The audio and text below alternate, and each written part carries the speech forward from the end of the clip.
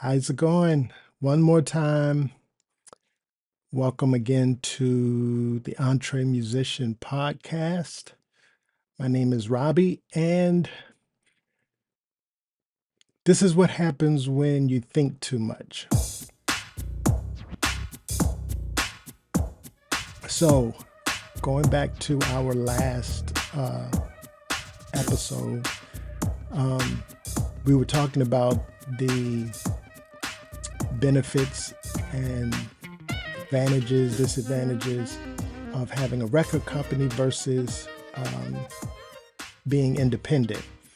And so I had this thought. Like I mentioned in the other one, I had been for years reading books about, the music business. I believe again that book was like this business of music or something like that, but just a lot of different books. But here's what thought about, because I was thinking about my situation. I was backtrack. I was signed to an independent label called Alpha International. My artist name at the time was Robbie Michaels. So small record company, major distribution deal by Holdar, I think it was. Can't remember, but it was a major, no, Capital, through Capital. So, Polydor, that's what it is. Polydor overseas and then Capital in the States. But anyway, so like I said, I've been reading all these books and going through all of these different things. And okay, I know what a record contract looks like and what makes up a record contract. I know what a publishing deal looks like. I know what a writer's contract, all of that stuff. So I was prepared for what these things looked like and how they should read. But here's what I wasn't prepared for. Sitting across the table with someone who wanted to do a deal with me. None of the books said anything about how to handle and negotiate a record contract. That was probably one of the disadvantages I had, because what if they were asking for more points? I knew that I should have a certain amount of points, but what if, as an independent, what if they were asking for more points? Or what if they were, which in my case, they weren't concerned with me being a writer. They wanted me to just be an artist. And so what kind of royalties would I get as just an artist? So all of those things you had to figure out and had to sit across the table with someone who basically wanted to take advantage of you for the most part, because their position was to make money for them. And hopefully you're sitting across the table thinking, how can I make money for me? Right. So I remember the lawyer that I ended up getting, he was familiar with the people at the record company.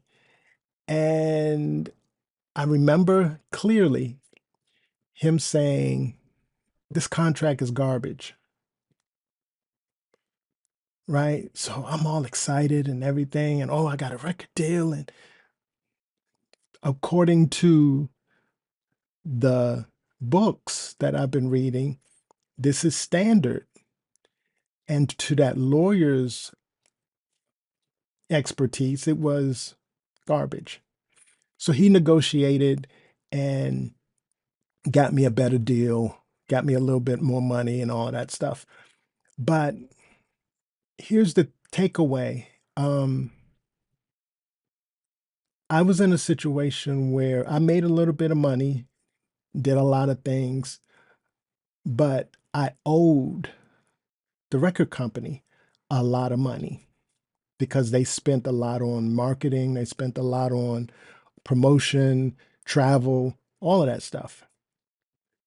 Now, if I was doing this as an independent, maybe I would not be traveling as much, so I may not need as much promotion, but money made would be money is mine.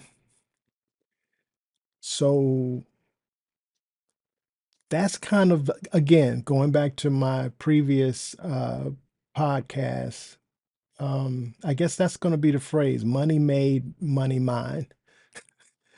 So that's kind of the takeaway. But again, especially nowadays when people have computers and people have access to software and everything, and they can do everything at home, like you see I can do here. So yeah, something to think about. Something to think about. I know nowadays there are people who still want to get a record deal. And if you're approached to getting a record deal, to my earlier point, be prepared and know what you want, and have a good lawyer, understand the business side of it, and know that the person on the other side of the table is trying to make money, to put it nicely.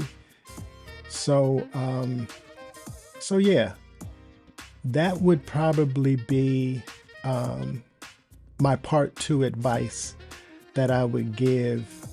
Just kind of think about how you would rather be approached in a situation like that, and how would you handle it?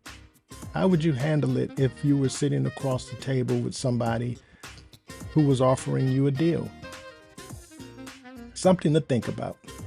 So again, my name is Robbie, and I am one of the EntreMusicians. Next time.